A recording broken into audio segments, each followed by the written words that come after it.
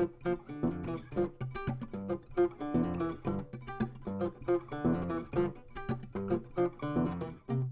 other thing I would add is that I was surprised, you might be surprised, by how seriously most people take their jobs very seriously, particularly in the policy world where people really care about the files they work on. They're very informed about them, and that everything that you can think of has been tried.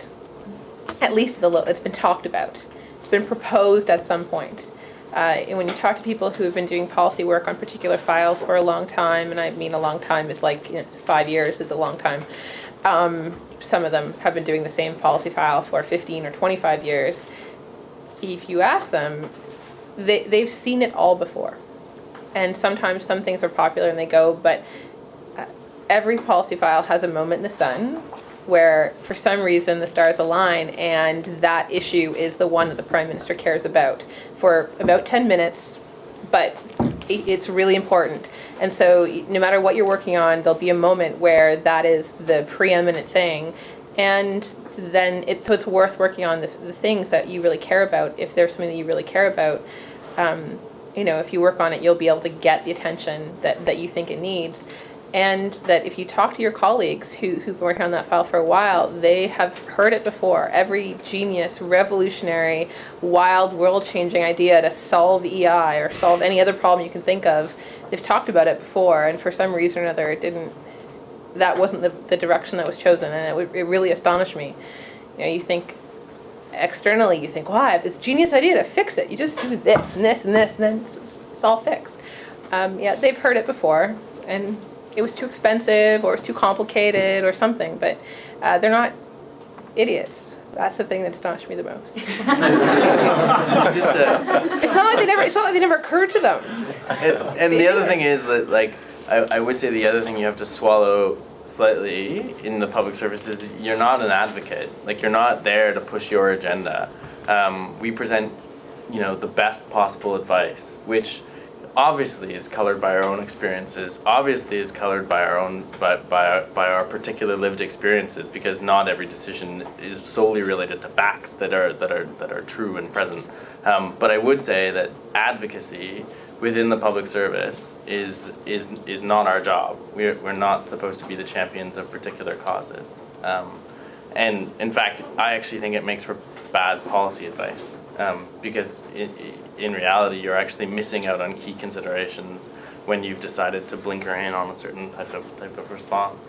And that's part of the reason why there's great dynamism in the public service when groups get a change up. It's really interesting to see what happens in group dynamics when a file who has been sort of squandering in the shadows gets into the sun, has its little moment, and then often you'll see a sort of shift of a good chunk of the personnel who move on because that was kind of done for them, and it brings a fresh perspective, and that's super helpful to the overall policy process, is to have that new sort of look at the issues.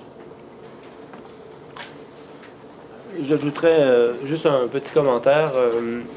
Il faut être aussi, il faut avoir conscience d'une chose, c'est que un peu comme Marc a dit un peu plus tôt, c'est que la structure du gouvernement fédéral est faite un peu comme, ça me rappelle un peu l'histoire médiévale, c'est une structure féodale. Donc il y a les comtes, les princes et le roi.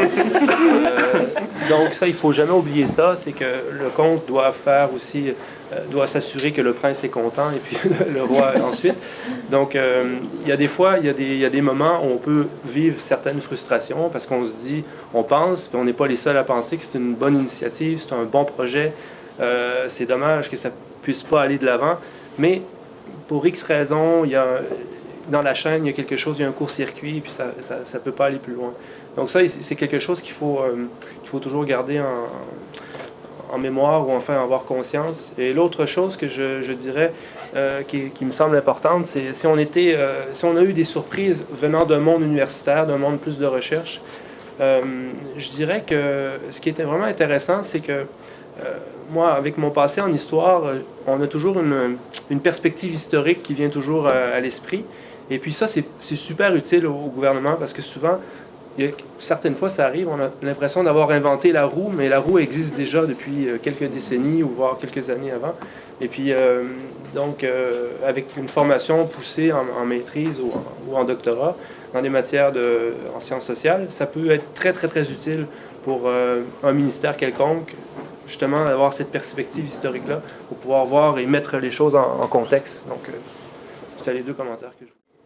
I would say that the onus is on you to sell your story in the way that that the people you're applying to can hear it so that it meets their needs. Unfortunately, in many cases, the public service has a hiring process that's very mechanical. So they're looking for certain keywords in your resume or in your cover letter that says, you know, you have this experience or this experience. So you have to find a way to say the experience I have does in fact meet exactly what you're looking for. And if you can write it in the way that they can hear it, then they'll give you the chance, you know, the interview where you'll be able to. I also have a background in career counseling, so I've done all that shifting. So I just wonder, is it fundamental? Or I also know my Newfoundland Francais doesn't help me either, but I can never seem to get through the door. Yeah, and I would say, like, part of the, I mean, one of the things we're working on, and that I would say that the public service has struggled with, is a recognition for the expertise that exists in the private sector. I think there's been one of the reasons why RPL was formed and why I think it's a great program is because it actually says there are some unique perspectives and skill sets that exist outside of government, and they would do great things if they were in government. So I wouldn't say it's universal. On job competitions through jobs.gc.ca, you really just have to like literally bold every word that was in the statement of merit criteria and like put it in a sentence. So if it says You like, asked for this competence. I have this competence Yeah. because. and bold it even. Yeah. Although I will say on jobs.gc.ca it doesn't work, so just all caps it because it's the only formatting that gets through on Picture jobs. someone with a highlighter. They're going through your cover letter, looking to highlight the word that they've said they need. It says, you know, experience in statistics. So they got their highlighter and they're looking for the word statistics in your cover letter. If they can't highlight it, you don't get it. It's ridiculously mechanical, but don't try to be pretty. Don't try to be eloquent. It will not get you. It's the reason for that too is just perhaps to explain is Right. that like especially external competitions will get thousands of applicants often, and so often there are a lot of human resources specialists who are not specialists in the job area, right? So they don't really know what your experience means. So they're looking to take this huge list of people who've applied and find some way of cutting it down, right? So which is why you can get caught by that pretty mechanical way of just. Particularly with electronic screening, because I know I've advised clients that sometimes there's not a human making a decision, right? So they don't see the big picture of your skills. They're just saying match. They're not going to extrapolate because they just can't. They don't have time or the capacity. So. And one of the things I will give credit to the Public Service Commission for it is like we've had to fight quite substantially to try and allow for our model of recruitment to continue to be allowed. And you know, we're very different in that we double blind human screen every single application, and yeah, that allows for a certain amount of subjectivity to come through, obviously, because you have different people reading different applications, and will they interpret the merit criteria the same? And we introduced double-blind screening to try and sort of reduce some of that, but ultimately it's people who are making the decisions. It's not a routine kind of checkbox, but we think it works enormously well in being able to find good quality candidates and recognize their diverse experience.